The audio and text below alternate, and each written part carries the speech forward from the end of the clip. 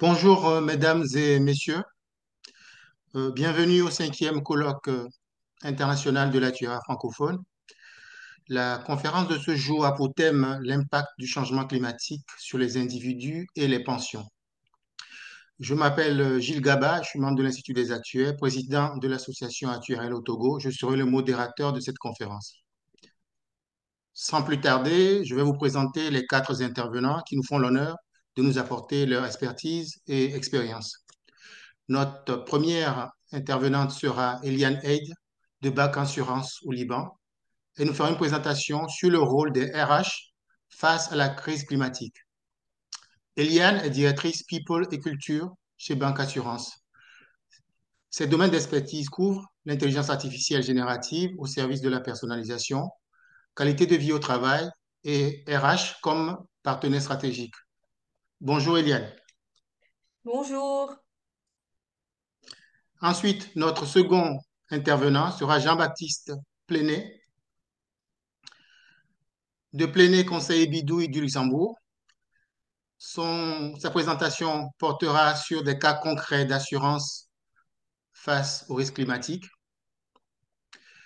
Jean-Baptiste est consultant indépendant et cofondateur d'Ibisa, InsurTech luxembourgeoise spécialisée dans l'assurance paramétrique météo. Les domaines d'expertise de Jean-Baptiste couvrent l'assurance paramétrique et les nouvelles technologies, notamment la blockchain. Bonjour Jean-Baptiste. Bonjour à tous. Notre troisième intervenant est Stéphane Loisel, qui nous vient du CNAM. Son intervention portera sur les recommandations pour la construction de scénarios climatiques en assurance de personnes. Stéphane Loisel est professeur du CNAM, titulaire de la chaire Actuariat et sciences du risque, membre agrégé de l'Institut des actuaires et éminent chercheur internationalement reconnu. Ses domaines de recherche actuels couvrent le changement climatique, l'intelligence artificielle et le RM, la prévention, la diffusion de l'actuariat auprès du grand public et la longévité. Bonjour Stéphane Loisel. Bonjour Gilles, bonjour à tous et à toutes. Enfin, notre dernier intervenant est Jason Mellon, qui vient de E.ON Canada. Sa présentation porte sur la politique du climat en pension. Jason est chef de l'équipe investissement d'E.ON au Canada. Son domaine d'expertise est l'actuariat en régime de retraite. Bonjour Jason. Bonjour, c'est un plaisir d'être ici avec vous aujourd'hui. Pour que notre conférence soit vivante, je vous encourage à poser vos questions dans le chat durant les interventions. Les intervenants se feront un plaisir de vous répondre à la fin des interventions. Sans plus tarder, je passe la parole à notre première intervenante, Eliane Eid. Eliane, à toi la parole.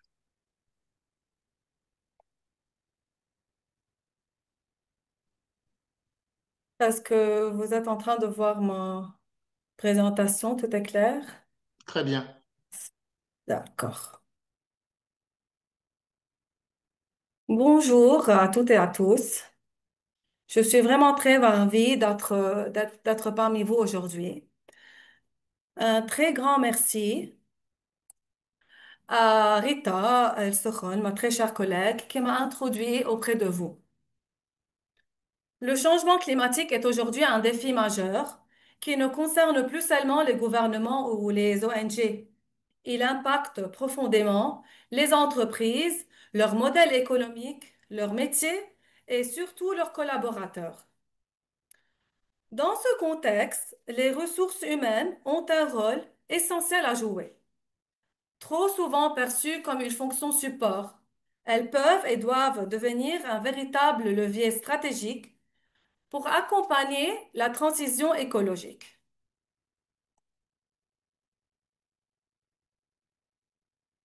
Alors, le changement climatique, aujourd'hui, je vais vous montrer en quoi les ressources humaines sont un acteur clé dans cette transformation et comment elles peuvent concrètement agir pour intégrer les enjeux climatiques dans la vie de l'entreprise. Le climat change rapidement et ses effets ne sont pas seulement environnementaux, mais aussi économiques et sociaux. Les catastrophes naturelles, qu'il s'agisse d'incendies, d'inondations ou de tempêtes se multiplient. Elles provoquent des pertes d'emplois, la destruction d'habitations, des déplacements forcés et un stress financier considérable. De nombreuses familles se retrouvent sans ressources, obligées d'épuiser leurs épargnes et s'endetter.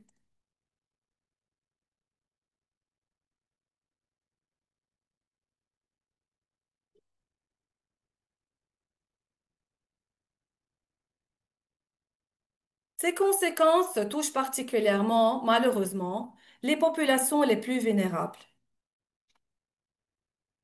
Un autre phénomène majeur est celui des migrations climatiques internes. Certaines zones deviennent inhabitables, ce qui entraîne des départs forcés. Cela engendre une dévalorisation des biens immobiliers dans les régions à risque et une rupture des carrières professionnelles, comme la perte d'ancienneté, l'éloignement des zones d'emploi et des difficultés d'accès au travail. Tout cela reconfigure nos territoires de vie et fragilise encore plus les individus. À ces difficultés s'ajoute la hausse du coût de la vie et des assurances. Les conditions climatiques extrêmes affectent aussi la santé et la capacité de travailler.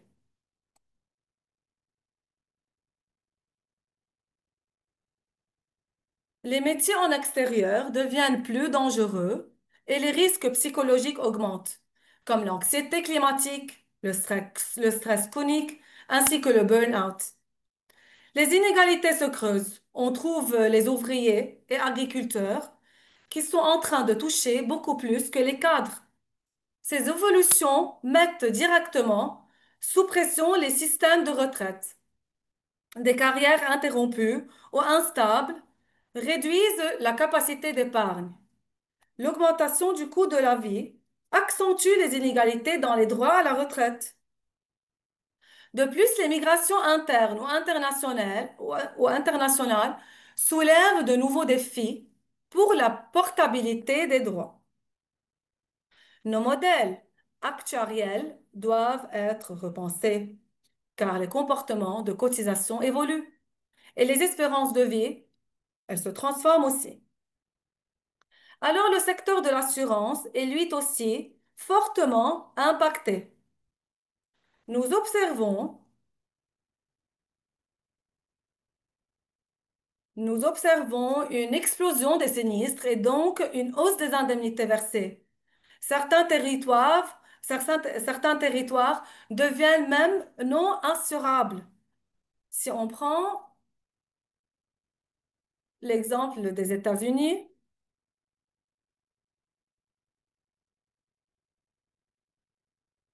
aux États-Unis, plusieurs assureurs ont quitté la Floride ou la Californie, laissant des millions de personnes sans couverture habitation classique. De même, il y a eu en France, la Fédération française de l'assurance a constaté une hausse de plus de 40% des indemnités versées pour catastrophes naturelles entre 2017 et 2023. En Allemagne, les inondations de la vallée de l'Aar en 2021 ont révélé que des milliers de sinistrés n'étaient pas couverts, car l'assurance inondation restait optionnelle. Donc, tout cela démontre que nos produits de retraite et d'assurance ne sont pas adaptés à des carrières hachées à des risques climatiques croissants. Dans ce contexte, les ressources humaines ont un rôle stratégique à jouer.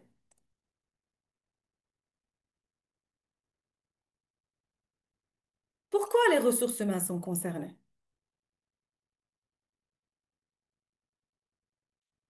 D'abord, il faut comprendre que le changement climatique n'est pas qu'un problème environnemental. C'est aussi un sujet humain, social et économique à la fois. Il redéfinit les attentes des salariés, les compétences nécessaires et même l'attractivité des entreprises. De plus en plus de collaborateurs, notamment les jeunes générations, veulent travailler pour des entreprises qui ont du sens, qui prennent leurs responsabilités environnementales. Les ressources humaines sont donc en première ligne. Pourquoi? Parce qu'elles recrutent, elles forment, elles créent la culture d'entreprise. Elles ont un pouvoir d'influence énorme sur la façon dont l'entreprise s'adapte et s'engage.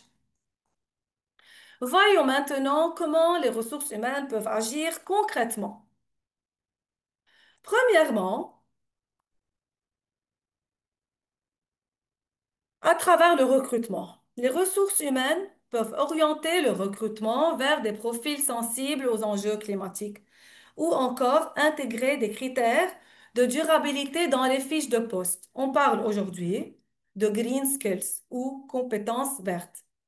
Ces savoir-faire liés à la durabilité deviennent de plus en plus stratégiques. Deuxièmement, à travers la formation. Les ressources humaines doivent aussi former les collaborateurs. Cela peut aller de simples modules de sensibilisation aux gestes éco-responsables jusqu'à des parcours plus complets sur la RSE. Ça veut dire la responsabilité sociale de l'entreprise ou bien la transformation des métiers.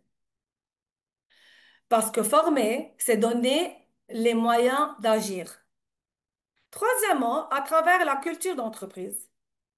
C'est un levier souvent sous-estimé. Les ressources humaines peuvent communiquer une culture d'entreprise éco-responsable en valorisant les comportements durables, en soutenant les initiatives internes ou en intégrant les enjeux climatiques dans les valeurs de l'entreprise. Quatrièmement, c'est le dialogue social. Les partenaires sociaux s'apparent eux aussi dans ces sujets. Les ressources humaines peuvent jouer un rôle de médiateur entre la direction et les représentants du personnel pour faire avancer les accords sur l'environnement, la mobilité ainsi que le télétravail. Finalement, il est important de mesurer l'impact. De nouveaux KPIs apparaissent, comme le nombre de salariés formés à la transition écologique, ainsi que l'empreinte carbone des déplacements professionnels, etc. Il est essentiel d'anticiper les impacts climatiques sur les carrières, d'adapter les politiques de travail et d'aménager les lieux de travail pour protéger les salariés. Les entreprises doivent renforcer la protection sociale interne, offrir des aides exceptionnelles après une catastrophe et former leurs équipes à la résilience. Pourquoi la résilience? Concrètement, cela peut passer par la flexibilisation des horaires en cas de canicule, les déploiements du télétravail d'une alerte météo, ou encore l'élargissement de la couverture santé, surtout pour les familles sinistrées. Il s'agit aussi de sensibiliser les employés à la santé mentale et de développer une véritable culture collective de la résilience. En conclusion, face aux défis climatiques, les ressources humaines ne doivent pas rester spectatrices. Elles ont tous les outils pour agir. Elles recrutent, elles forment, elles fédèrent, elles donnent du sens. Elles peuvent être le catalyseur humain de la transition écologique. Alors, faisons en sorte que l'humain, au cœur de l'entreprise, soit aussi au cœur de la solution. Et je vous remercie beaucoup pour votre attention. Merci beaucoup, Eliane Eid, pour votre présentation. Je passe maintenant la parole à Jean-Baptiste Plenet. Merci beaucoup. J'espère que vous voyez mon écran. Donc, vous verrez que dans cette présentation, aussi courte présentation que je vais faire, on va retrouver pas mal de choses qui viennent d'être partagées. Donc, on est assez raccord là-dessus. Déjà, je voulais partager avec vous, on va dire une note un peu personnelle. Je voulais partager ce que m'évoquait le titre de cette conférence ce soir, Impact du changement climatique sur les individus et les pensions. Ça m'évoquait cet article-là. Cet article est sorti en 2017 à peu près à l'époque où Ibiza a été créé. Donc, comme ça a été dit dans l'introduction, Ibiza est une insurtech à Luxembourg pour lequel j'ai participé à la création et qui fait de l'assurance météo paramétrique à destination des pays en développement, en voie de développement. Et donc cet article-là est arrivé à peu près à la même époque, puisque Ibiza a été créé en 2019. Et comme son titre l'indique, il parle de la corrélation, il mesure en fait la corrélation entre les anomalies de température pendant la période agricole en Inde et le taux de suicide en Inde. Alors, la mécanique, elle est assez simple. C'est que bah, s'il fait trop chaud, eh ben, on va avoir des pertes de rendement dans la production de l'agriculture. Donc, sur des populations qui sont déjà fragilisées économiquement, hein, comme on le disait précédemment, eh ben, ça va créer des situations extrêmement difficiles. Et donc, en l'occurrence, la variable qui est mesurée ici, ça va être le taux de suicide. Alors, on parle de chaleur, on pourrait parler évidemment de sécheresse, on pourrait parler de typhon. Et quand on parle de situation, bah, ça peut être le suicide, ça peut être les conflits. Donc il y a des groupes de travail, notamment à l'ONU, sur les conflits climatiques. Et on verra d'ailleurs un peu plus loin un- un exemple où on aborde très légèrement ce point-là.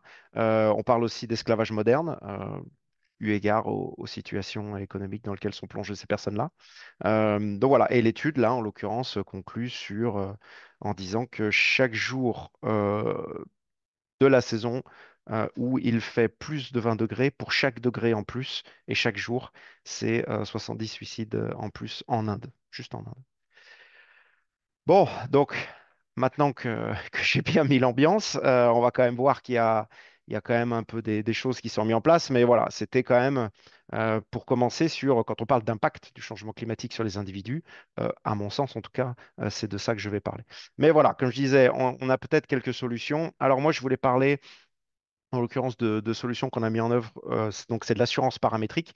Je ne vais pas rentrer trop dans le détail de l'assurance paramétrique de ce que c'est. Il y a notamment un groupe de travail au sein de l'Institut des actuaires en France sur ce sujet-là, qui a livré également des conclusions, des travaux, etc. Donc, je vous renvoie à ça.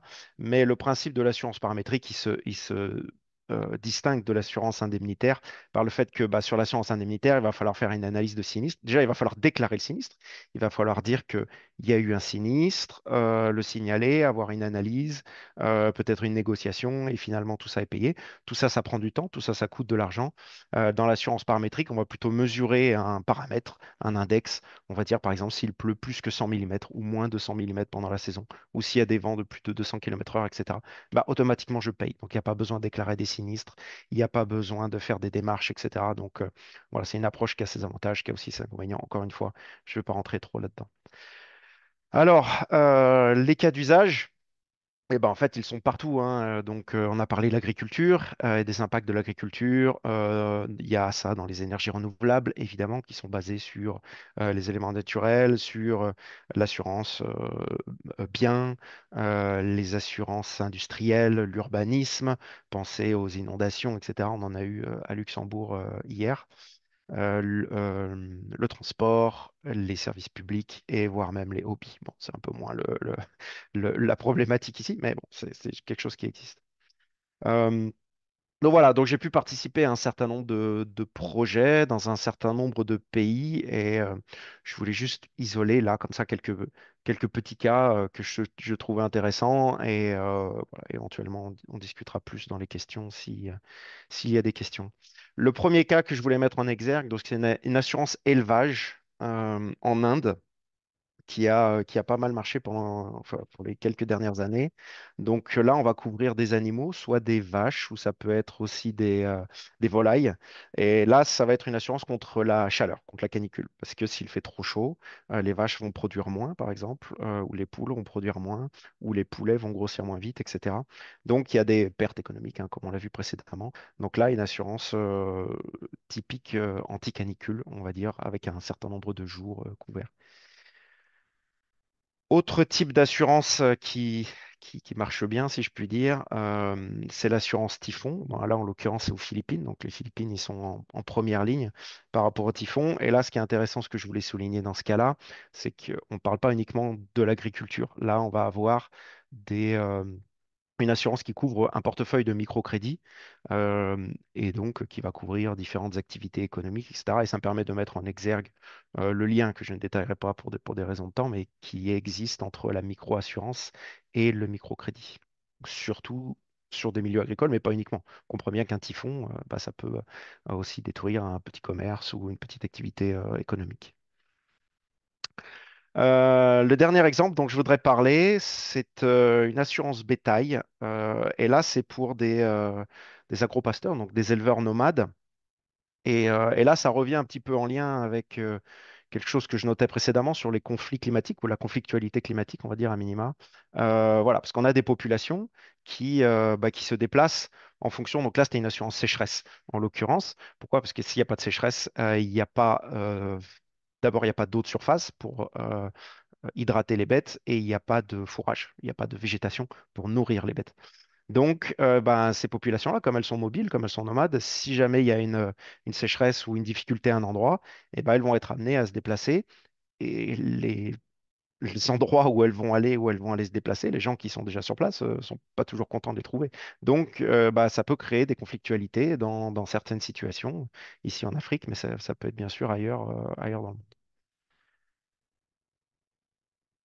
Voilà, et le dernier point que je voulais soulever, mais en fait, j'ai pas vraiment la réponse ici, il concerne l'accès à l'assurance. Donc, la plupart d'entre vous ici sont des actuaires, donc on est des actuaires, des experts, des mathématiciens, des experts dans le calcul et dans la modélisation, et heureusement qu'on est là parce qu'à un moment, il y a bien besoin de ces choses-là, mais se pose aussi la question des courroies de distribution, de comment est-ce que les solutions qu'on peut mettre en place ou qu'on peut designer, eh ben, on va pouvoir les distribuer auprès de ceux qui en ont vraiment besoin. Parce que eux, ils vont être difficiles à accéder, soit pour des raisons physiques, parce qu'ils sont loin, soit pour des raisons de culture et de langue, soit pour des raisons de, d'éducation financière ou d'éducation à l'assurance. Alors, d'éducation à l'assurance en général, d'éducation à l'assurance paramétrique en l'occurrence, qui est une forme d'assurance un peu particulière. Donc voilà, là, j'ai pas de solution miracle, mais il y a une vraie question aussi à réfléchir dans le cadre des solutions qu'on peut penser ou qu'on peut mettre en place pour atténuer l'impact du changement climatique sur les personnes. Donc il faut des solutions qui soient bien designées, mais aussi qui soient bien distribuées.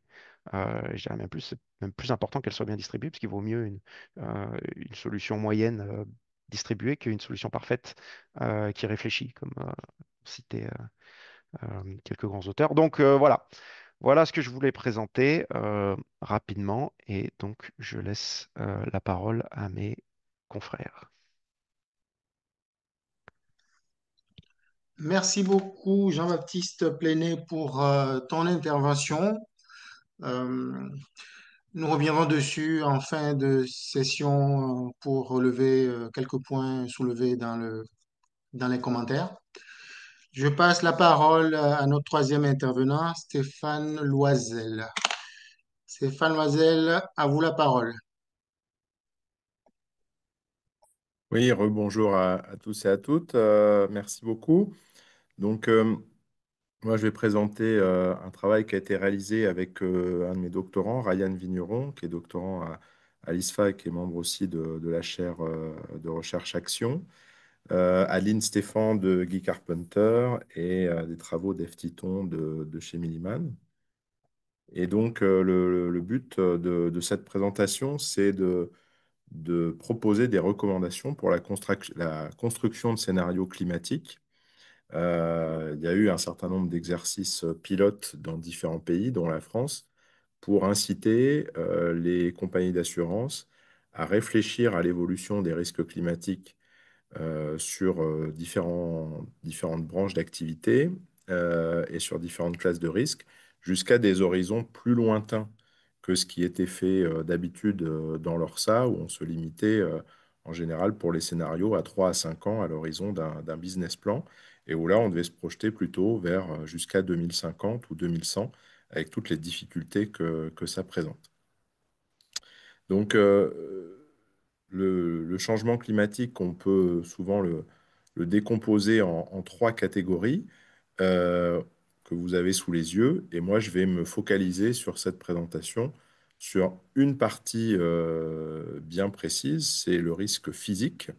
Donc, par exemple, l'impact des températures élevées, comme ça a été mentionné avant, ou l'impact de l'arrivée de maladies vectorielles que certains et certaines d'entre vous en ligne, vous avez plus l'habitude que nous de ces maladies en France métropolitaine, mais la prévalence du moustique tigre, qui est compétent pour transmettre la dengue, le chikungunya ou Zika, par exemple, eh bien, peut, à cause du changement climatique, nous donner des épidémies qui étaient présentes par le passé dans d'autres régions du monde, y compris des régions francophones, mais qui étaient peu présentes en France métropolitaine. Donc, si je vous montre juste avant de continuer sur le sujet principal, ce slide de l'AFOA, de l'Institute and Faculty of Actuaries, qui montre que voilà, le risque physique en assurance de personnes, ça ne va pas simplement toucher, on va dire, mortalité, morbidité. Et le risque de transition, ça ne va pas seulement toucher le risque de marché. Vous voyez plein de yes un petit peu partout. Ça veut dire que les actuaires de l'IFOE ont estimé qu'il y avait un impact matériel de chacun de ces sous-risques climatiques sur les différentes classes de risques qui sont listées dans la colonne de gauche. Donc, on va voir aujourd'hui un zoom sur une case particulière qui est principalement la case risque physique et impact sur mortalité, morbidité, et je rajouterai santé. Alors, ce qui me semble important de dire en préambule, c'est qu'il y a un certain nombre de points de basculement qui, finalement, dans un certain nombre de travaux, sont laissés de côté, c'est-à-dire on va regarder des scénarios avec différents types de comportements des acteurs qui vont donner lieu au fameux RCP, les Representative Concentration Pathway, en fonction des émissions de carbone que nous allons faire collectivement sur Terre dans les années à venir. Et en fait, on a souvent l'impression que certains acteurs se disent, bon, bah, finalement, si je prends différents types de scénarios de RCP ou de SSP, eh bien, je vais avoir tout le spectre de l'incertitude sur l'impact du changement climatique dans le futur. Et donc, premier message, c'est attention parce que dans la méthodologie qui a été retenue pour construire ces scénarios, eh bien, ça n'a pas été fait pour faire des stress tests pour les assureurs. Et donc, il y a un certain nombre de mécanismes qui peuvent devenir à risque, hein. Vous voyez, tout ce qui est en orange, là, à partir de 3 degrés de réchauffement, eh bien, ça devient un risque. Eh bien, on pourrait avoir des changements complètement différents de ceux qu'on anticipe, notamment si les grands courants océaniques ici nous font échanger nos hivers en Europe avec les hivers de Jason qui va nous parler juste après depuis le Canada. Et donc, euh, premier message, si on veut regarder vraiment toute l'incertitude, il faut réfléchir à ces phénomènes qui sont à risque avec le changement climatique. Deuxième chose que je voulais dire, c'était la situation sur la sécheresse qu'on voyait en mai dernier en Europe. Et donc, vous voyez un petit peu le fait qu'en plus d'avoir des mouvements de fond, il peut y avoir des phénomènes qui peuvent être ponctuellement un petit peu surprenants. Ici, vous voyez que c'est plutôt l'Europe du Sud, le sud de la France, l'Italie, l'Espagne, le Portugal, sont relativement peu impactés à cette époque-là de l'année. L'état des nappes phréatiques maintenant est un petit peu différent. Et vous voyez qu'à cette étape de l'année, l'indice de sécheresse est plus préoccupant dans le nord de l'Europe. Donc, euh, d'une année à l'autre et selon les situations, eh bien, on peut avoir des phénomènes contre-intuitifs qui se produisent et tout n'est pas juste linéaire et homogène de la même façon chaque année. Alors, quand on avait prédiscuté sur la façon de construire ces scénarios, on avait trois phénomènes à départager. Premier phénomène, c'est le phénomène des vagues de chaleur. Et donc, là, ici, sur le graphique de droite, vous avez un graphique de Météo France sur le nombre de jours de canicule entre 1947 et 2023. Et vous voyez clairement une augmentation de la fréquence de ces jours de canicule euh, au cours du temps. L'autre effet, enfin l'autre phénomène, c'est la question de la pollution et le fait que si on a des, des périodes de plus en plus chaudes, eh bien, on pourrait avoir des difficultés à supporter les niveaux de pollution et des effets combinés. Alors là, ici, c'est un petit peu plus complexe d'aborder cette question de pollution et de changement climatique sur ces cartes de France métropolitaine plus la Corse. Sur la ligne du haut, vous voyez la situation en 2011 pour quatre polluants, donc le NO2 à gauche, les particules fines 10 et 2,5 au milieu et l'ozone à droite. Et 10 ans plus tard, vous voyez la situation en 2021 pour les quatre mêmes polluants.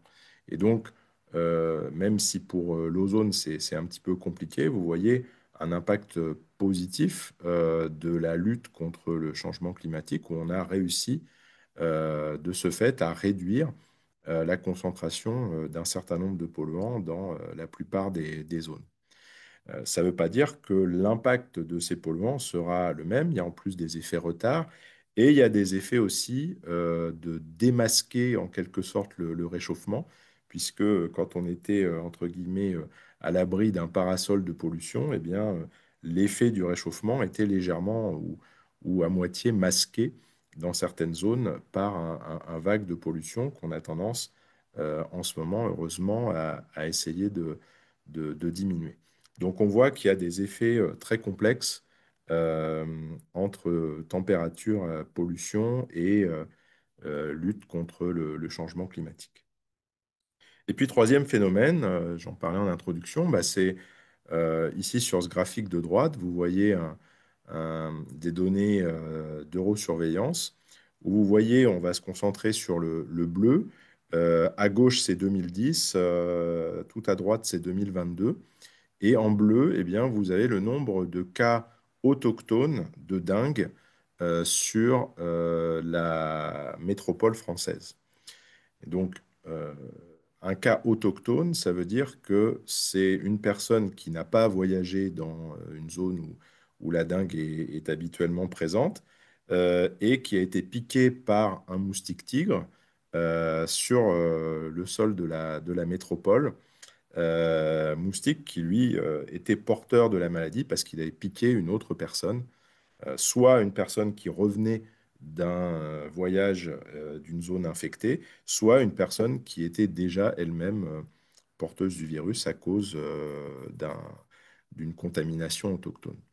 Et donc, bah, vous voyez on ne peut pas parler encore de début d'explosion, mais on voit quand même une montée en puissance en 2022 et dans et quelques prémices dans les années précédentes.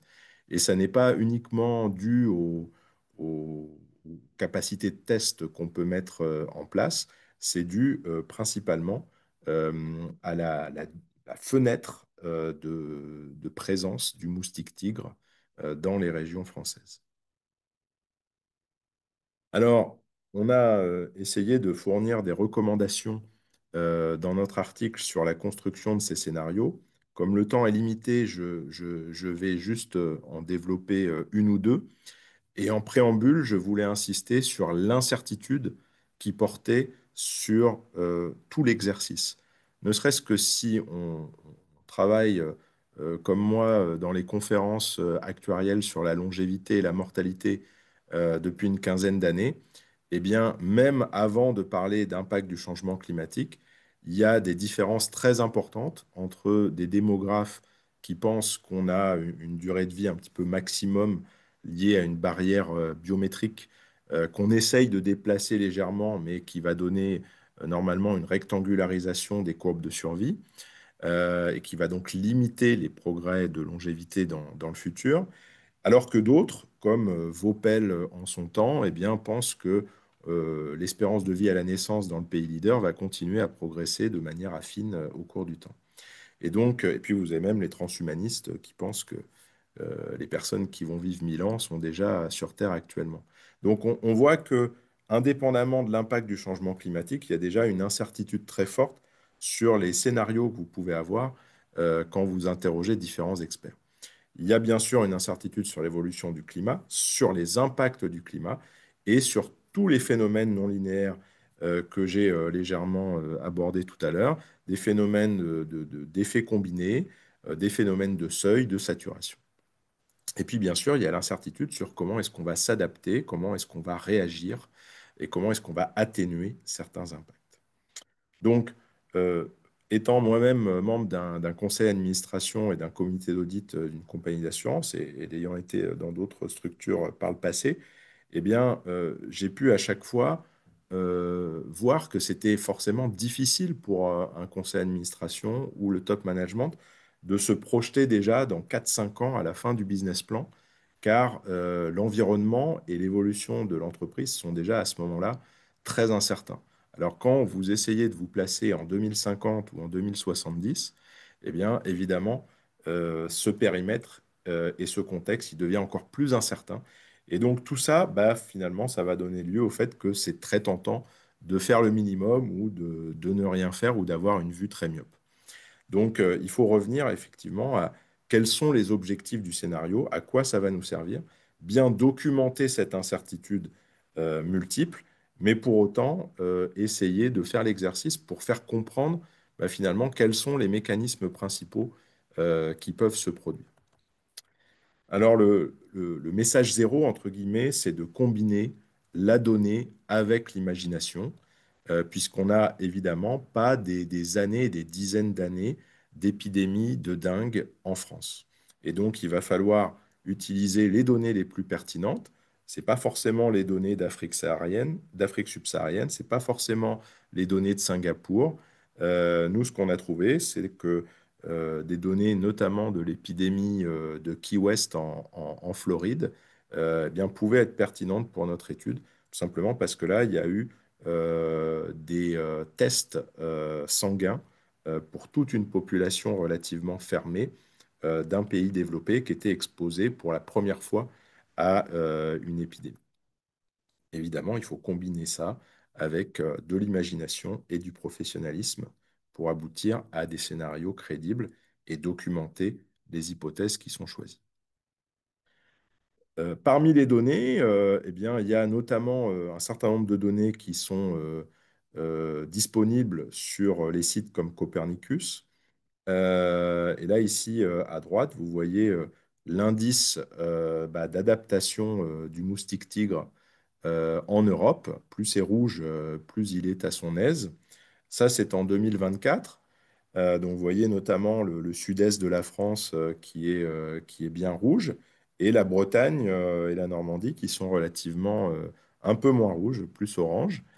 Et si maintenant on se place en 2060 dans un scénario qui n'est pas le RCP 8.5 ou le RCP 7.0 qui sont souvent considérés comme des scénarios plus pessimistes euh, ou plus conservateurs, eh bien on voit que là, la Bretagne devient rouge, mais on voit aussi que certaines petites zones le long de la côte du sud-est deviennent oranges, ce qui montre que eh bien, l'adaptabilité du moustique, c'est pas seulement les températures, c'est aussi l'humidité, enfin le niveau d'eau qui va être disponible. Et donc, ça va être lié aussi aux questions de sécheresse. Parmi les données, si on veut s'intéresser au risque de canicule, notamment dans les milieux urbains, eh bien, là, on a maintenant la capacité d'obtenir pour un certain nombre de grandes villes, dont Paris, ici c'est au niveau de Paris, eh bien, de quoi essayer d'estimer les effets d'îlots de chaleur urbains, donc en anglais c'est Urban Heat Islands, qui sont des endroits des villes très fortement bétonnés, avec très peu d'espace vert, souvent dans lequel on va retrouver des personnes qui peuvent être plus fragiles que la moyenne, surreprésentées. Et dans ces zones, eh bien, il peut y avoir parfois 6, 7, 8 degrés de plus qu'au parc Monceau ou dans d'autres endroits de la capitale beaucoup plus végétalisés. Et donc, il va falloir tenir compte de tout ça pour savoir qu'est-ce qui va se passer, à la fois pour la population générale, mais aussi pour notre population assurée, selon les types de portefeuilles que vous avez, eh bien, des adaptations de ce qui pourrait se passer pour la population nationale ne seraient pas forcément adaptées au vu des spécificités de votre portefeuille, qui peut être, par exemple, plutôt des personnes entre 30 et 50 ans, plutôt de catégorie socio-professionnelle supérieure. Et dans ce cas-là, eh bien, il y a toute une série de variables qui pourraient ne plus être pertinentes. Si maintenant je dois sélectionner deux messages, premier message, c'est de ne pas construire de scénario lisse dans le temps. Euh, je vais directement sur un exemple de scénario qu'on a pu construire, renormalisé évidemment. Vous voyez, ça part en 2024, ça va jusqu'en 2050. Et vous voyez bah, ces pics d'épidémie qui peuvent au départ, en 2031, là ici, toucher une ville, puis en 2036 une région, puis en 2039 et 2046 la France entière. Et donc ça, bah, évidemment, on n'a aucun moyen de savoir si l'épidémie qui va toucher la France entière, ça sera en 2039, en 2033 ou même après 2050. Mais par contre, le fait de produire ce type de scénario me semble hyper important pour sensibiliser le top management et le conseil d'administration à la difficulté qui se posera de gérer dans le temps ce phénomène parce que très souvent, on a tendance à présenter plutôt l'évolution de la moyenne au cours du temps. Et dans ce cas-là, eh bien, vous présentez une courbe assez lisse, peut-être pas affine, peut-être légèrement convexe. Et ça, bah, pour des personnes en situation de prendre des décisions, ça va leur faire sous-estimer la difficulté de gérer le risque et de se tromper, puisqu'ils vont se dire, bon, bah voilà, il va falloir augmenter de X% en moyenne les cotisations ou telle action chaque année, et ça va permettre de suivre cette évolution lisse. Bien sûr, pour un certain nombre d'actuaires et de risk managers, il va y avoir cette conscience que ça sera beaucoup plus complexe, euh, en analogie avec ce qu'on voit pour les catastrophes naturelles ou autres. Mais je pense que c'est important de représenter ces scénarios non lisses pour que ces questions soient immédiatement visibles dans le scénario. Dernière chose sur laquelle je veux zoomer, c'est le fait que le changement climatique va transformer certains événements, comme les canicules, en circonstances quasiment permanentes pendant plusieurs mois d'été, dans quelques décennies en France métropolitaine. Et donc ça veut dire que par le passé, avoir une panne d'électricité géante comme ce qu'il y a eu dans la péninsule ibérique il y a quelques mois, bah, ça ne serait pas de chance que ça se produise en même temps qu'une canicule. Dans le futur, si ça se produit, ou s'il y a une cyberattaque déclenchée par une puissance extérieure sur notre réseau électrique ou sur nos hôpitaux, eh bien, si c'est pendant l'été, ça aura une probabilité très très forte de se retrouver en même temps qu'une canicule. Et donc, ça veut dire qu'il faut regarder des événements combinés, vus de maintenant, mais qui deviendront plus tard eh bien, des événements simples, mais aggravés par des circonstances quasiment permanentes vu de maintenant.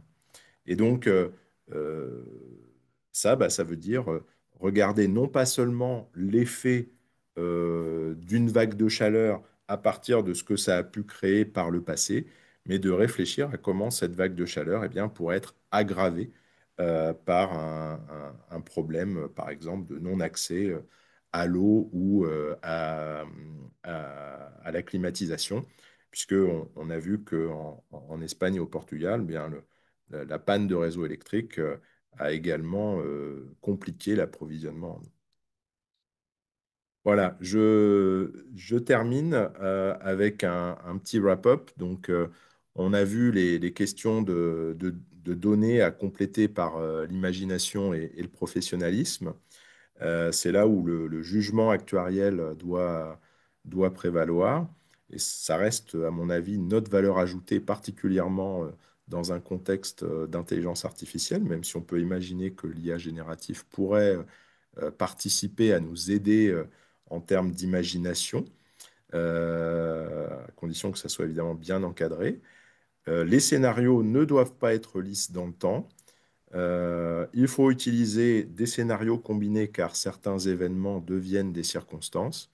Et puis les sujets qu'on pourrait aborder si on avait plus de temps, c'est l'importance des management actions, le risque un peu de surconfiance ou de mauvaise compréhension des scénarios du GIEC et du coup de comment les appliquer ou les adapter dans notre cadre d'assurance.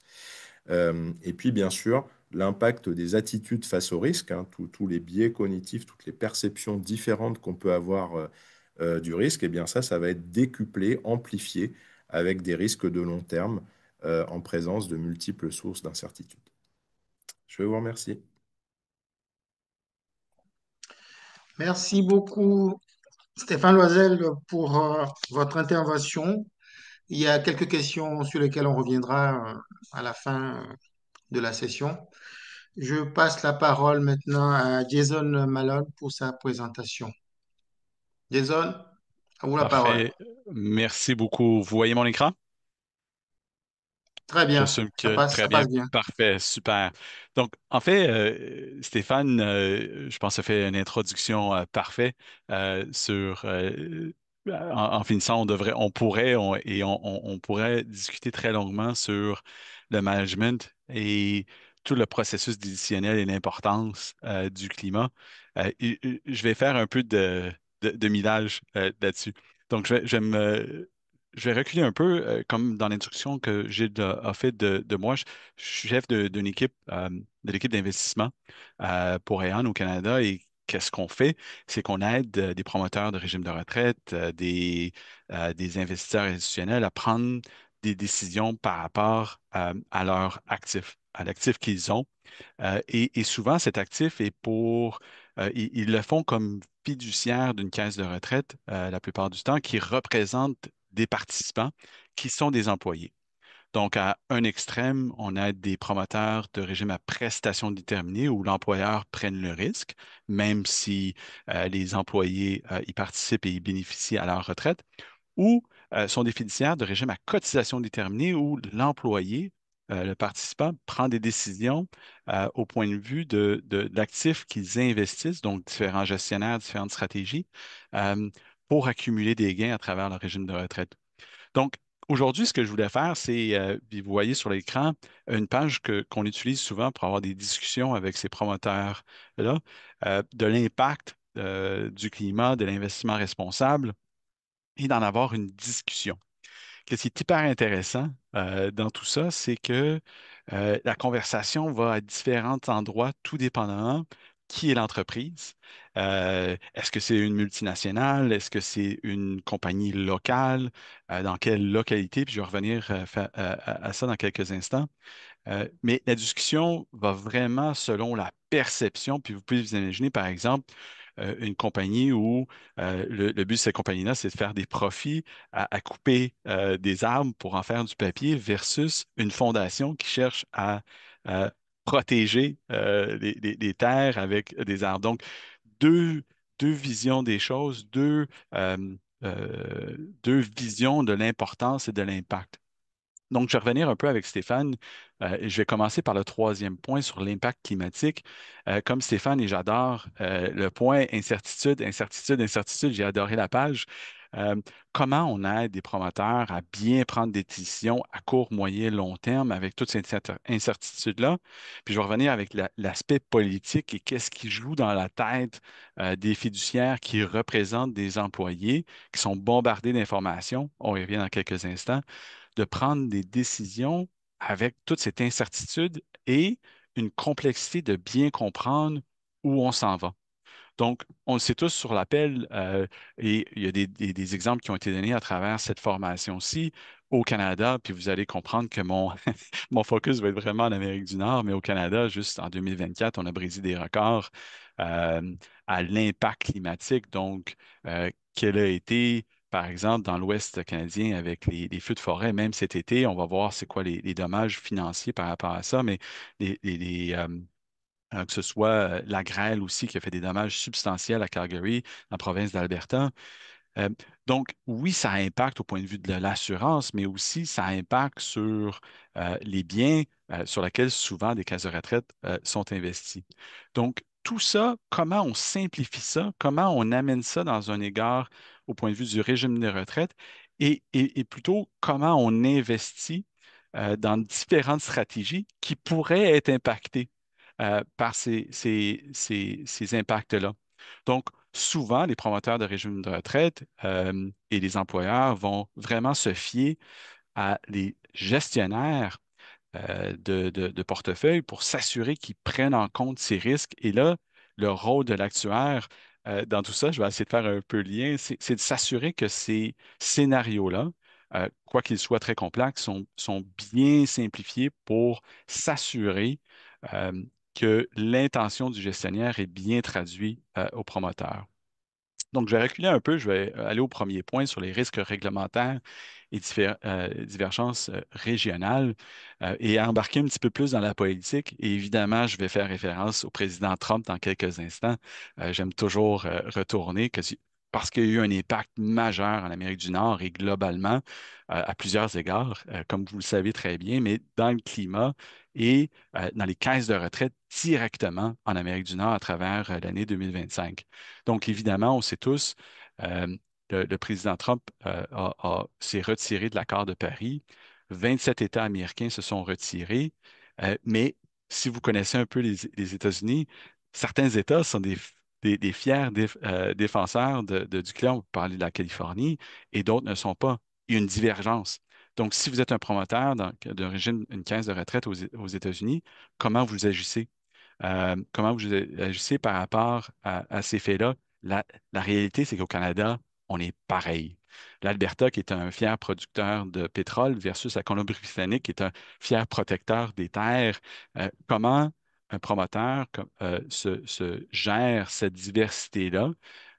Et même un gouvernement, que ce soit fédéral au Canada, met des mesures en place pour s'assurer que les promoteurs sont bien guidés à prendre ces décisions-là.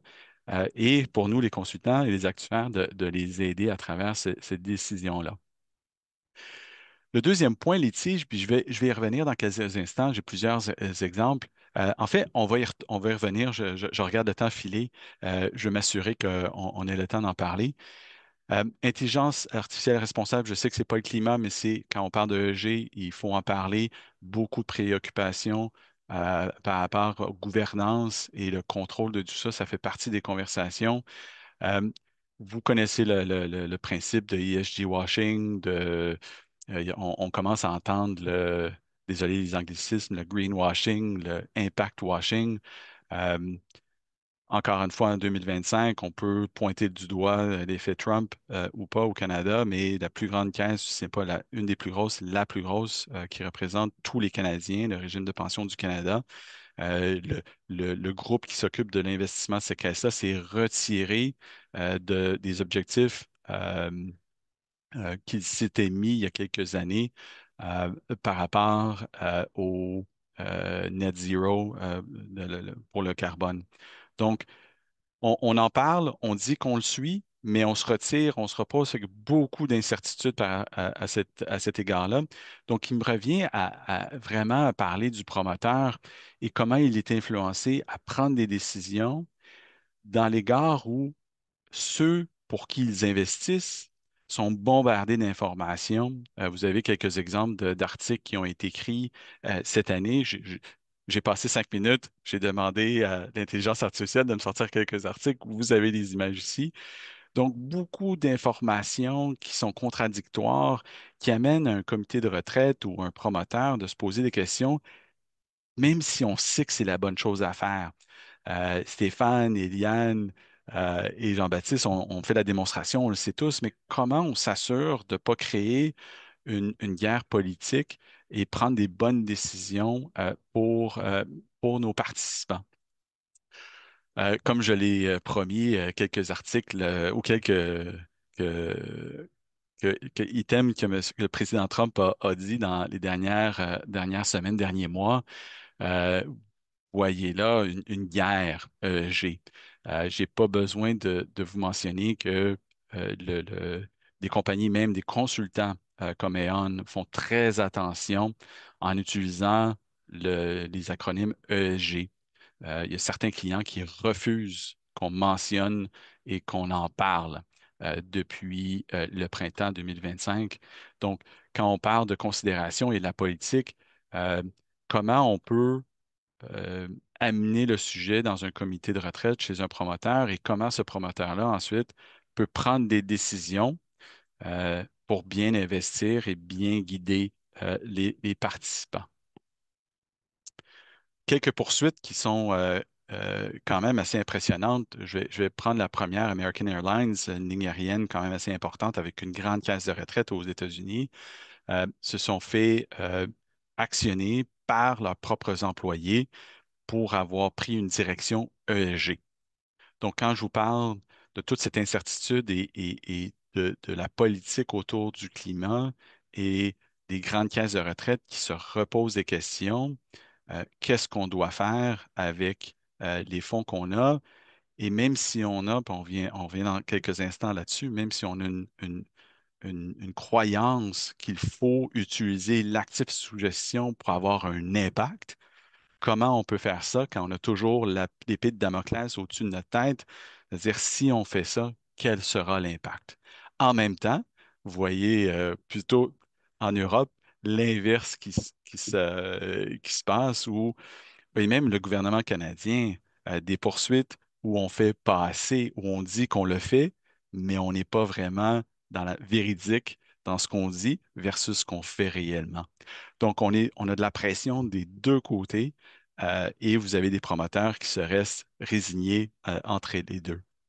Je vais juste passer quelques instants là-dessus, puis après, on va terminer pour avoir des questions.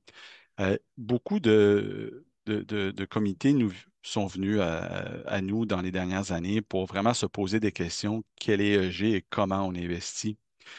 J'aime bien cette page-là, on l'utilise souvent et on leur demande, en fait, c'est une page qui arrive plus tard dans la conversation, mais je voulais vous la montrer parce que moi, personnellement, je la trouve très intéressante. J'espère sincèrement que vous la trouvez intéressante aussi. C'est quel genre d'investisseur vous voulez être? Est-ce que vous voulez être un investisseur qui cherche à faire des gains en investissant ESG dans le climat, dans l'impact, ou vous voulez investir pour vos valeurs? Donc, avoir un impact pour résoudre certains problèmes euh, pour le climat, qui a été nommé par Stéphane il y a quelques instants et d'avoir ce pouvoir d'achat-là, d'influence et de se dire, moi, avec mon actif, je vais être capable vraiment de faire avancer les choses et de régler certains problèmes qui sont reliés au climat. Et les conversations ici sont fascinantes. Et malheureusement, ce qu'on voit beaucoup dans les dernières années, puis j'ai eu le privilège de voir quelques études qui ont été faites, surtout quand les employés ont accès directement à des choix. Malheureusement, il y a beaucoup des fonds qui sont ESG qui ont moins bien performé et on a vu un ralentissement de l'investissement des particuliers vers des fonds ESG parce que leur croyance était plus l'appât du gain, pas nécessairement sur les valeurs. Donc, il est très important, en tout cas à mon égard, puis avec les gens avec qui je travaille, de vraiment comprendre quel est l'enjeu. Et est-ce que, comme entité, est-ce qu'on croit que les participants aussi vont continuer à vouloir investir, à pas nous poursuivre, à pas se plaindre si les gains ne sont pas là, mais on est capable de démontrer un impact réel. Donc, c'est pour ça que j'espère sincèrement que vous avez apprécié cette page-là, parce que pour moi, c'est intrinsèque euh, dans la participation des employés à s'assurer qu'il y a une bonne compréhension de l'objectif et d'avoir un engagement de ces employés-là dans la poursuite. bref, comme Stéphane, les deux autres, Eliane et Jean-Baptiste, on aurait pu en parler pendant plusieurs heures. C'est un sujet hyper fascinant. Je suis limité dans le temps. Donc, Gilles, je vais vous laisser la parole pour la suite des choses. Merci beaucoup, Jason Malone, pour votre intervention fort intéressante. On va attendre les réactions dans les commentaires. Ça a commencé à arriver, notamment sur le dernier slide. Bon, alors, pour les questions, je remonte à la première, la réaction concernant Eliane. Eliane, vous êtes en ligne?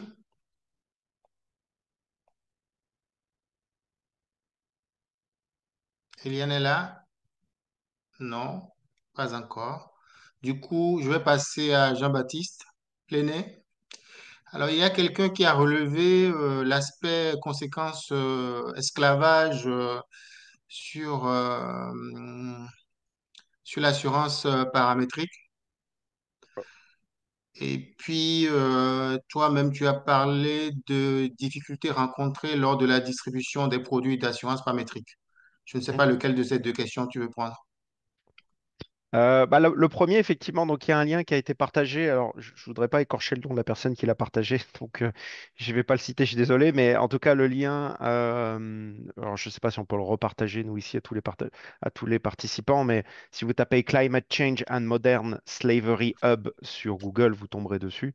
Donc, c'est un travail je connaissais pas ce travail de compilation qui a été fait, mais j'ai retrouvé dedans des articles que j'ai déjà vus, qui ont été produits par différents acteurs institutionnels, effectivement, sur cette thématique-là, donc c'est bien ce qu'on disait, de comment la fragilisation économique des agriculteurs individuels, essentiellement dans les pays en voie de développement, bah, va les pousser dans des situations, et notamment qui peuvent les pousser à des formes d'exploitation ou d'esclavage moderne. Donc ça, c'était effectivement sur le premier point qui avait été partagé. Après, je ne sais pas s'il y avait une autre question. Je crois pas qu'il y ait d'autres questions qui me Non, concernent. il n'y en a pas Ouais, directement. ok. C'est toi-même qui as évoqué juste la question de difficultés rencontrées lors de la distribution des produits parfois. C'est ça. Bah, tout le temps, je dirais, il y a toujours une vraie question euh, et alors là, peut-être c'est intéressant aussi d'avoir, comme on a ici une audience internationale, si certaines personnes ont des points à relever de cette expérience-là, bah, qui le partagent dans le chat et on pourra en discuter. Mais effectivement, il y a une difficulté à parfois bah, con- faire connaître, faire comprendre les solutions d'assurance qu'on met en place, que ce soit des solutions privées ou publiques d'ailleurs, parce il y a une question à un endroit sur, on va dire, une distinction entre l'action du public et l'action du privé, mais à la fin, il y a la même problématique, c'est-à-dire la courroie de distribution. Comment est-ce que on fait en sorte que tout ça a un effet concret dans le réel et que les personnes que l'on veut protéger soient protégées? Bah, c'est plus facile à dire qu'à faire, surtout dans certaines situations où voilà, comme je disais, des populations qui sont un peu plus coupées ou qui ont moins l'habitude de travailler avec l'assurance ou de l'habitude de ce genre de produit-là. Donc, il n'y a pas de Hmm. recette miracle non plus. Il y a bah, voilà, des solutions de partenariat, j'en ai parlé un peu, des partenariats avec des institutions de microfinance, partenariats avec des ONG qui sont déjà sur le terrain. Ça peut être des acteurs voilà, publics qui permettent de faciliter la distribution, des outils technologiques aussi. Il y a pas mal de nouvelles technologies pour pareil, travailler avec des assurés qui des fois ne savent pas lire, savent pas écrire. Comment est-ce qu'on fait un dossier d'indemnisation dans ces cas-là? Bah, c'est pas impossible, hein, avec des technologies, avec du vocal, avec des images. On peut faire pas mal de choses. Donc voilà, là, il y a des initiatives aussi variées que possible entre partenariat, technologie et débrouillardise, je dirais. Merci beaucoup pour ces compléments d'information qui nous éclairent sur les aspects distribution. Je vais maintenant passer à Stéphane Loisel. Alors, il y a trois questions qui sont posées qui le concernent directement. Il y a l'estimation des impacts climatiques sur la morbidité globale dans un contexte de hausse des maladies chroniques. Ça, c'était la première question. Mhm. La deuxième question porte sur le rôle des acteurs privés versus les autorités nationales ou communautaires, européennes, je veux dire, dans la gestion des risques climatiques. Et le troisième aspect des interventions porte sur la construction des scénarios climatiques, surtout lorsqu'on a des événements combinés. Donc, il y a plusieurs aléas qui se percutent. Donc, la personne dit que par définition, on a moins de données historiques dans ces cas. Et aussi, quelle serait la frontière entre l'extrapolation plausible et les inventions ou l'imagination nécessaire qu'on utilise lorsqu'on construit des scénarios. Stéphane Loisel. Ouais, donc bah, trois questions excellentes, pareil, sur lesquelles on pourrait débattre pendant très longtemps. Donc, je vais essayer de rester concis. On a travaillé aussi sur la morbidité, même si j'en ai moins parlé du fait du temps limité.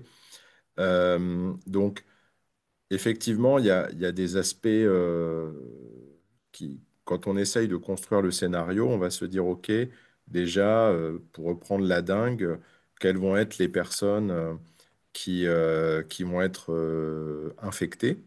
Et puis ensuite, parmi ces personnes infectées, eh bien, on va avoir des personnes qui vont malheureusement décéder, des personnes qui vont être asymptomatiques ou qui vont avoir une forme très mineure de la maladie. Et puis, on peut avoir des personnes qui vont avoir des séquelles ou qui vont avoir, par exemple, un foie ou un autre organe qui va être touché. Et donc, ça veut dire que dans la déclinaison du scénario, on va avoir des impacts sur les décès, on peut avoir des impacts sur les consultations en urgence, sur des séjours à l'hôpital. Et puis après, et évidemment, c'est un petit peu plus difficile à estimer, mais on peut, dans certains cas, dire, bah, OK, en analogie avec les autres pays où on a vu apparaître la dengue dans des pays développés, bah, comment est-ce que ça a eu telle ou telle pathologie comme cause par la suite. Et c'est vrai que c'est des données qui sont quand même moins disponibles que des données, d'autres données qu'on peut avoir.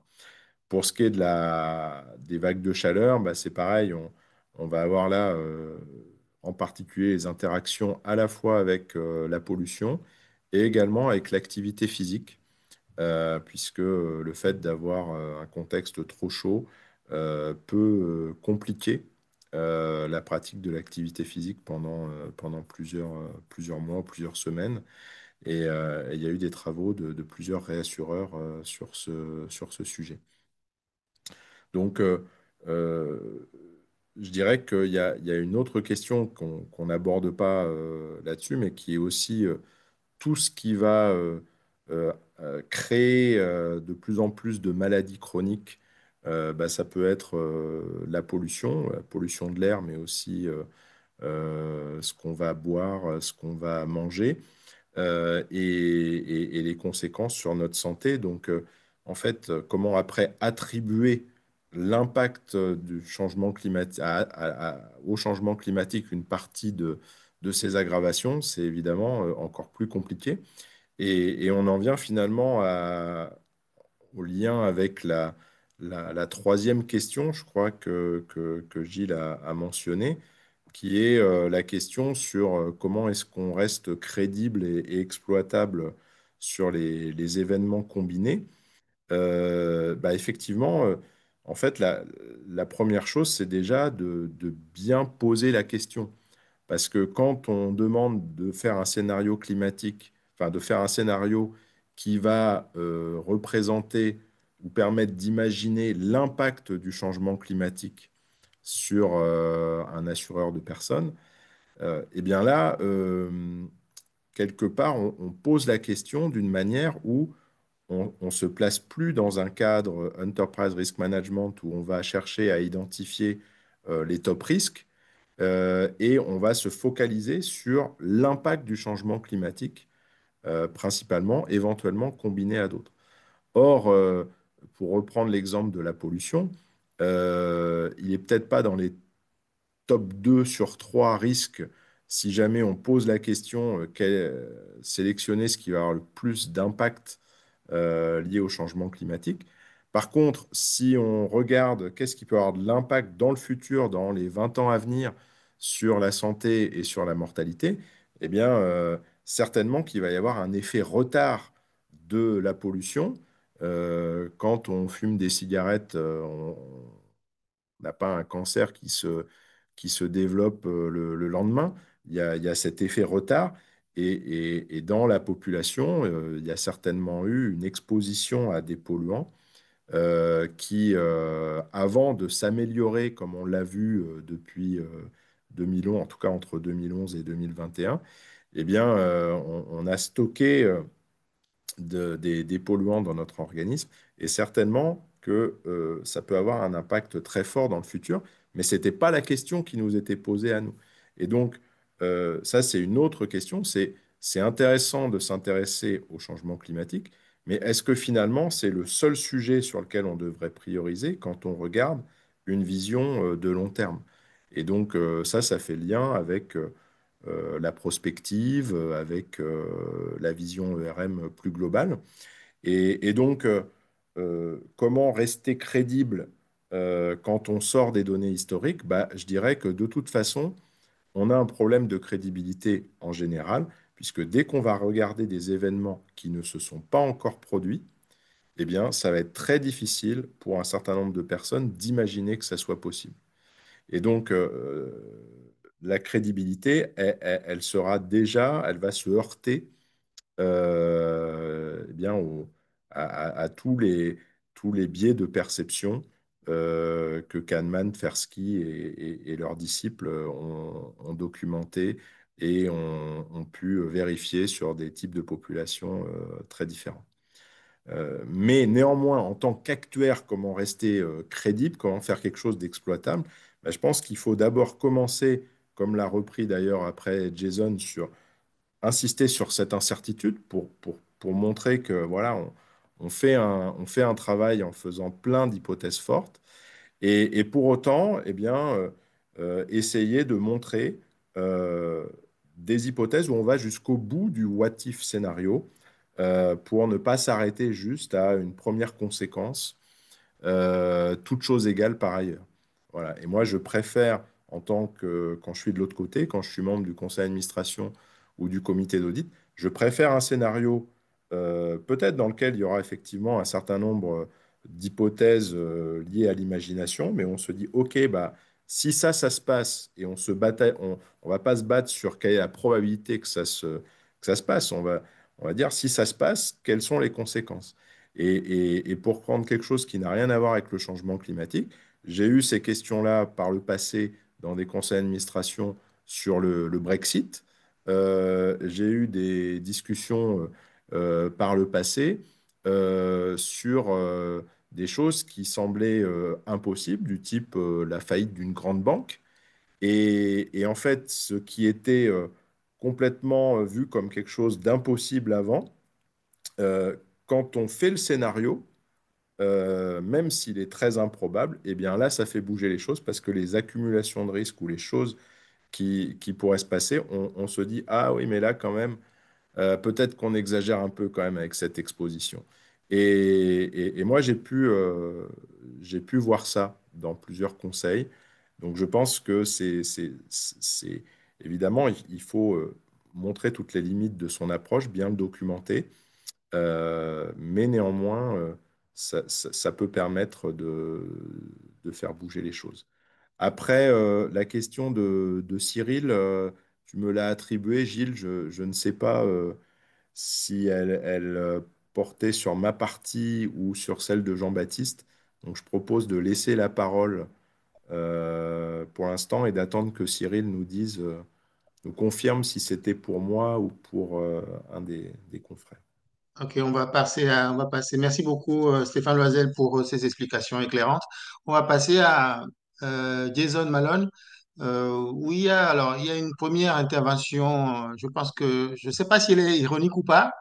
Alors, la personne parle d'investissement dans les valeurs, que c'est un nouveau concept, en côte intéressant. Donc, je pense que Jason se fera un plaisir de dire. Bah, ouais, Bah, je suis d'accord avec lui parce que je trouve que c'est intéressant aussi. ah bon, ok. Mais, Ou intriguant, je ne sais pas. Bon, alors ah, ensuite, deuxième, deuxième question pour Jason.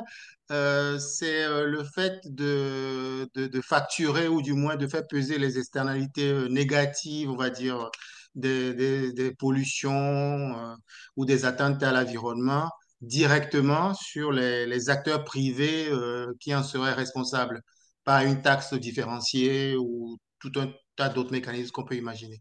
Voilà les deux aspects que j'ai relevés te concernant. ouais, je prends une réponse la plus courte possible. Je pense que les gouvernements, je crois que les gouvernements un peu partout dans le monde, le Canada inclus, ont certains efforts. On voit par exemple au Canada où il y a un retrait de certaines de ces taxes-là. Mais ici, ce que je mentionnais, c'était plutôt je vais vous donner un exemple, ça va peut-être clarifier la situation, où on a un fonds, un gestionnaire qui émet une stratégie vraiment spécifique à des investissements reliés au climat, des éoliennes ou l'hydroélectricité au lieu d'utiliser le charbon ou peu importe. Donc, ces stratégies-là, comme telles, dans les dernières années, n'ont pas aussi bien performé que des non-EG. Euh, je réponds très brièvement parce que c'est une ouverture où, quand on va dans le détail et dans l'expertise et dans le compliqué, ça pourrait prendre plusieurs minutes à aller dans les détails. Nous, on a certaines croyances par rapport à ça, l'exclusion versus l'intégration versus le stewardship, ainsi de suite. Euh, mais en général, ce que les études ont montré, c'est quand il y a des stratégies qui sont spécifiquement décrites EG, euh, quand on regarde les différents benchmarks, n'ont pas aussi bien performé que les investissements généraux ou non EG, si on veut dire, ou non spécifiques au EG. Donc, on a vu, évidemment, si vous voyez dans votre relevé à tous les mois ou à tous les trimestres que le fonds que vous avez choisi, qui est EG, ne performe pas bien, parce qu'on l'a observé, c'est même si les valeurs étaient là, le gain d'investissement était beaucoup plus important que les valeurs. C'est pour ça que je suis très intéressant, moi aussi, l'aspect d'investissement relié à la valeur, aux valeurs, désolé. La deuxième intervention te concernant, c'était sur l'aspect, mais bon, ça, c'est pas directement lié à l'investissement, mais bon, quand même, ça touche les acteurs économiques, notamment le fait de refacturer en quelque sorte les externalités négatives, voilà, de pollueurs ou d'atteintes Je, je, euh, ouais, je ne vais pas faire de ESG. commentaires personnels sur ce sujet, mais comme je mentionnais, je pense qu'il y a on voit une tendance, comme je mentionnais, donc on peut pointer du doigt Trump, on pourrait pointer du doigt plusieurs choses, un revirement euh, par rapport à ces taxes, ainsi de suite, mais quand on regarde vraiment sur plus spécifiquement des fiduciaires de régime de retraite, qu'on soit d'accord ou pas, ou que ces taxes soient données. Euh, Évidemment, si on commence à taxer ou à mettre des tarifs sur des entreprises des pétrolières, par exemple, on les augmente, leur retour sur investissement va être potentiellement moins grand, donc moins attirant. Mais bref, comme je mentionnais, ça pourrait être une réponse qui serait très longue des implications, des allées et venues de cette approche-là. OK. Bon, après, il y a aussi la loi qui évolue, la réglementation qui évolue, puisqu'il y a les obligations de reporting ESG aussi, une manière de sensibiliser les acteurs privés, et aussi les notions de responsabilité environnementale, tout un tas d'autres choses. Bon, c'est pas complètement impuni non plus. Alors, je reviens sur Hélène, Aide. Je pense que Hélène est en ligne avec nous. Il y avait une question qui lui était destinée en première intention. Oui, oui, je suis là. Voilà, il y a quelqu'un, donc il y a une personne voilà, de l'audience qui a posé la question sur comment concrètement les ressources humaines pourraient avoir un levier sur pour influencer le risque climatique. Concrètement, les ressources humaines peuvent être un levier, comme j'avais déjà mentionné auparavant, dans la politique de recrutement et les compétences durables. Si elles recrutent des profils sensibles aux enjeux climatiques notamment dans les fonctions techniques, logistiques ou recherche et développement. Ainsi, lorsqu'il valorise les compétences vertes comme énergie, circularité, finances durables et tout cela. Donc, il faut aligner la culture de l'entreprise sur la transition écologique et développer une capacité interne pour répondre aux risques climatiques. Ainsi, aussi, elles peuvent faire des formations aux sensibilisations des climats, former les salariés et les managers aux enjeux environnementaux, ainsi que la transition avec la RSE. Ils peuvent aussi intégrer le climat dans les programmes de leadership. C'est aussi une très bonne idée. Aussi, une idée très facile à appliquer, c'est le pilotage de culture et de valeurs. Les ressources humaines ont un rôle central dans la définition et la diffusion des valeurs de l'entreprise. Donc, la culture, comme j'avais déjà mentionné, elle joue un rôle très, très important au sein d'une entreprise. Enfin, les ressources humaines ne sont pas aux commandes, même si elles ne sont pas aux commandes stratégiques, mais elles sont au cœur du système humain de l'entreprise. Donc, en influençant les comportements, les compétences, la culture et les structures d'incitation, elles jouent un rôle indirect, mais déterminant dans la réponse organisationnelle aux risques climatiques. Merci beaucoup, Eliane, pour ces informations éclairantes. Alors, il y avait, on a encore 3 minutes, on va dire, alors ça concerne à la fois Jean-Baptiste et Stéphane sur les challenges pour la modélisation des risques climatiques.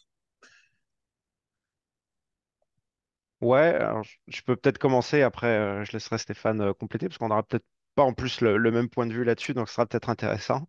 Euh, donc la question, c'est quels sont les challenges rencontrés en termes de modélisation dans le cadre des risques climatiques et dans le manque d'un historique de données crédibles? Moi, je m'inscrirais un petit peu en faux. Je trouve que on a accès à beaucoup de données, météo, des historiques, des scénarios, des projections. Il y a finalement, quand on creuse, et Stéphane l'a cité dans sa présentation, Copernicus qui produit beaucoup de données. Alors après, il y a une vraie question de comment on transforme ces données. Si on se pose des questions de longévité, quel est le lien entre le changement climatique et la longévité? Là, il y a des vraies questions difficiles. Mais sur la partie données climatiques, données météo, finalement, on a enfin, on a certainement plus de données que ce qu'on pense. Voilà, je vais le dire comme ça. Après, comment est-ce qu'on transforme ça en un impact sur d'autres risques, etc. Là, je vais laisser Stéphane compléter la réponse, je pense. Merci beaucoup, effectivement, d'attirer l'attention dessus. Il y a beaucoup de stations météo, de relevés spatiaux. Il y a beaucoup de choses qui sont, voilà, il y a quand même une grande quantité de données, même parfois des historiques de plusieurs décennies, hein, qui existent quand même d'une Exactement, manière ou d'une autre. exactement. Ok, Stéphane Loisel, Ouais, ouais, oui, voudrais-tu... je suis en ligne avec Jean-Baptiste et Gilles. Effectivement, il y a beaucoup de données. Après, la question, c'est finalement comment essayer d'anticiper un petit peu l'avenir pour certains périls et leurs conséquences. Et ça, c'est vraiment pas évident. Euh, donc, je pense qu'il y a quand même une nouveauté dans notre profession actuarielle, c'est que on passe d'une habitude, on va dire, d'actuariat vie ou non vie, basée un petit peu sur les sinistres historiques ou les décès historiques ou les passages en un cap un val ou les nombres de visites chez le médecin historiques, avec des projections, des études par covariables. Si on veut regarder les choses dans le futur un peu long, on ne peut pas vraiment faire l'économie d'utiliser des modèles climatiques. Et ces modèles climatiques, bah, il y en a énormément, il y en a des dizaines. Nous, ce n'est pas notre spécialité. Ils sont très complexes, ils ont beaucoup de paramètres.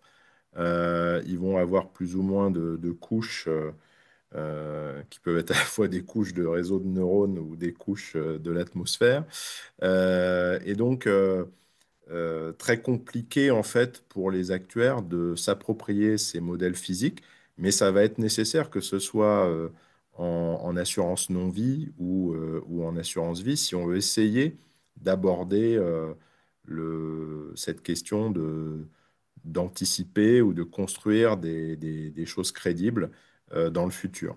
Donc, moi, ce que je peux dire sur l'état de la recherche, là, je suis à une conférence qui s'appelle Climate Change and Insurance à Édimbourg, qui est vraiment focalisée sur l'impact du changement climatique sur le secteur de l'assurance vu de la communauté de recherche.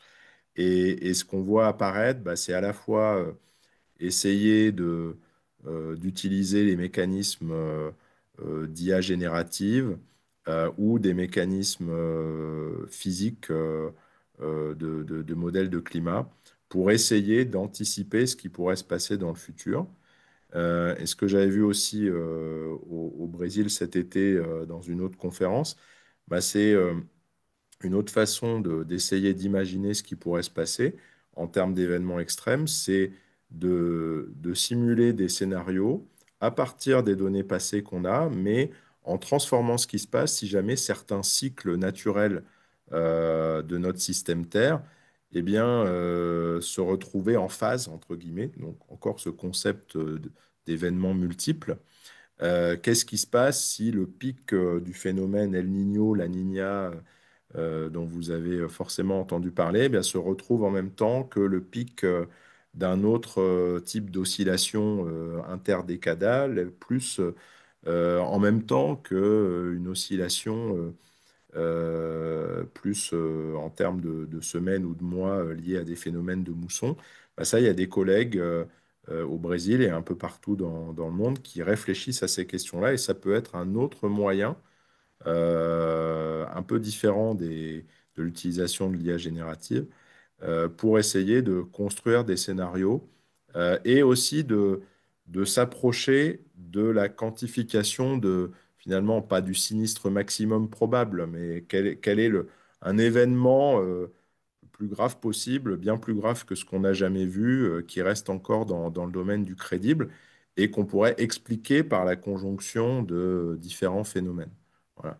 Et donc, bah ça, le problème, c'est que ce que disait la collègue brésilienne qui est spécialiste de ces cycles côté Brésil et Amérique du Sud, ce qu'elle disait, c'est que finalement, sur 34 modèles utilisés par le GIEC pour certaines problématiques, euh, ces équipes considèrent qu'il n'y en a que 3 ou 4 qui réagissent à peu près correctement en termes des phénomènes clés pour représenter ce qui se passe en Amazonie ou dans le Rio Grande do Sul au sud du Brésil. Et donc, et dans d'autres zones de la Terre, bah, peut-être que ça sera d'autres modèles.